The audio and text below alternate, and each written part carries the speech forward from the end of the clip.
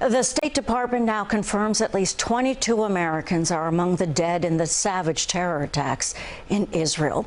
The war has already claimed more than 2,200 lives on both sides and catapulted to the top concern of the U.S. and other allies of Israel. Earlier today, CBS 2's Jessica Moore spoke with Admiral John Kirby about the White House's response. Admiral, I want to start right off the bat with the hostage situation. Of course, you know, New York has a huge Jewish population. Does the administration know how many Americans are being held hostage by Hamas, where they're being held, what kind of condition they might be in?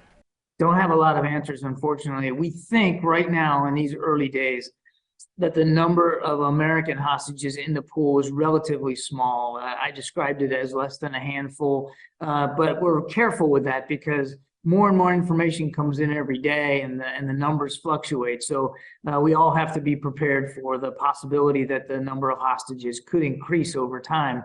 Unfortunately, we don't know where they all are on any given hour. It is entirely possible, and it's certainly right out of the Hamas playbook to move hostages around because they consider these hostages prized property, so they want to keep them alive, and they may be moving them around. We just don't know. So we're really trying to get a better fingertip feel. We're working with the Israelis on that, and we'll keep that pressure on. The president has made it clear the U.S. involvement will not include troops on the ground, but is there any kind of scenario in which some kind of special forces could be allowed to go in just to rescue the American hostages?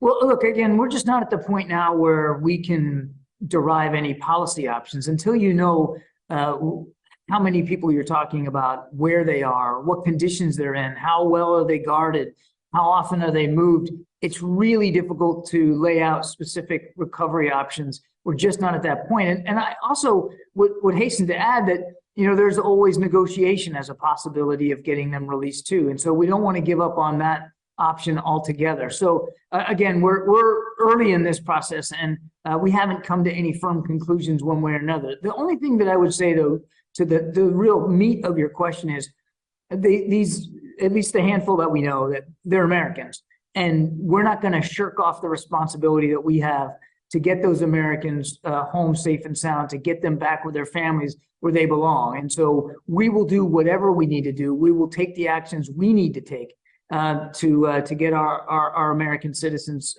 back home and safe and sound and released.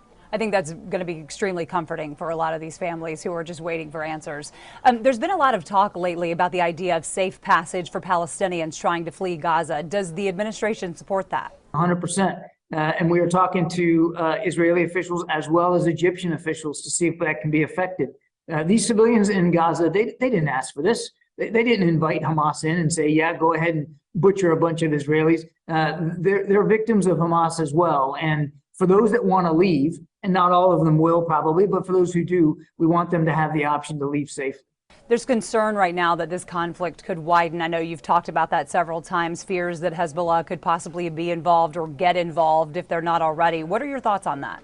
Well, we're deeply concerned about the possibility of any other actor, and Hezbollah certainly is at the top of that list, trying to widen this conflict. Now, we haven't seen any indication that Hezbollah is willing to move in that direction. There's been some rocket attacks across that northern border with Lebanon, but no indication that they're all in or that they're willing to open up a new front on the war. And one of the reasons the president has been talking so much about deterrence, and one of the reasons that he deployed the USS Gerald R. Ford Carrier Strike Group into the Eastern Mediterranean, was to send that strong signal to folks like Hezbollah and anybody else that might think that this is an opportunity to try to take advantage of the situation.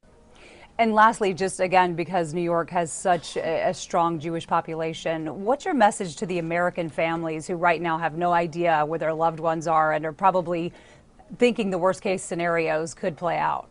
Yeah, we won't be so brash as to say we fully understand the scope of your fear and anxiety and the uncertainty. We can't describe that for you, but we know that you're feeling it. We know there's plenty of Jewish families all over the country, because even though the Jewish community is so big, it's also very small. It's like a family, and everybody kind of knows everybody. And the likelihood that Jews all across America are deeply touched by this is real and apparent to President Biden. So The message is, we know what you're going through. We're going to do everything we can to get as many answers as we can, as fast as we can, so that that anxiety can be eliminated. On the same token, we also know that there's a rise of anti-Semitism around the world, and certainly here in the United States as well. It's deeply repugnant, but it is a sad truth that we have to face, and that is why the president made the comments he did yesterday about staying in touch from a federal level with local and state authorities so that we can identify and disrupt any potential violent threat to the Jewish community that might arise as a spillover effect from this fighting against Hamas. The Jewish community here in the United States, just like any other community in the United States, they have every right to be able to worship in peace, recreate in safety, work in security, and we want to make sure that they feel that. Admiral John Kirby, thank you again for the time. My pleasure.